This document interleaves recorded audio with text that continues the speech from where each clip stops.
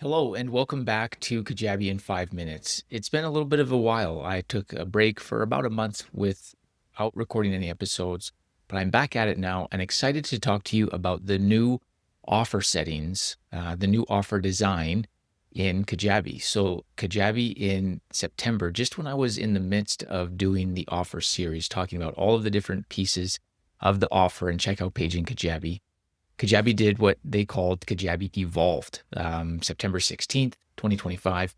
It was a big announcement, lots of changes to the pricing, changes to the plans, updates to lots of products, really big. The biggest thing they've probably done in, 10 years or so since they started.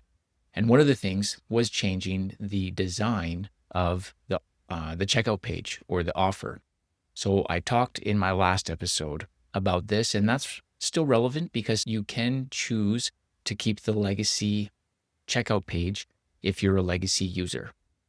All new people, I don't think you're able to go back to legacy, but if you are a legacy user, that stuff is still relevant. But today I'm going to be talking about the new design and what it can do. And it's actually really cool.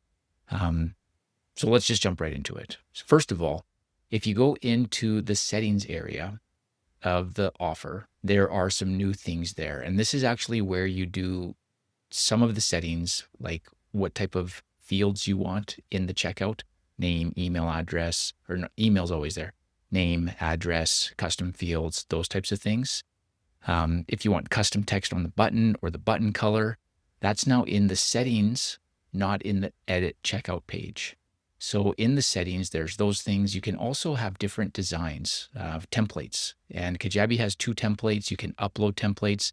And I imagine that there's going to be a market for people designing template pages for the checkout page. And so you can upload a template just like you can upload a template into a landing page or a product. So that's in the settings area as well as where the service agreement is. And all of the legacy settings are still there, like choosing if it's a gift offer or the notifications and activating it for an affiliate, things like that. That's all still there. Now, if you go into, from your offer page, the little black button that says Edit Checkout, this is where you'll notice it's completely different.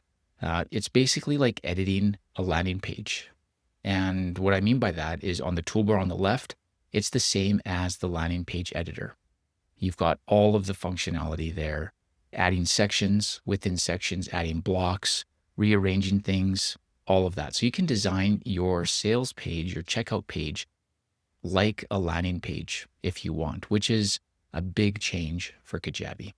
And you'll notice one of the sections is a checkout section, and that's where the actual checkout stuff happens. And what I mean by that is the place where it shows the price and it shows the credit card information and all of the fields that you chose and the pay button.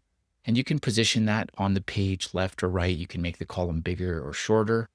And you can do things like flipping for mobile settings and desktop settings. And that section is a unique section. It doesn't exist on landing pages or anywhere else in Kajabi. And so take some time just to see what's there and what you can do. But this is just a fully editable page now. It's gone to that from being a very restricted checkout page where you've got like a little box to work with. So really your imagination is the limit here for design because like I mentioned, you can add any of the sections and content blocks. I haven't gone through to see if every single content block is there, but you can add all of the sections.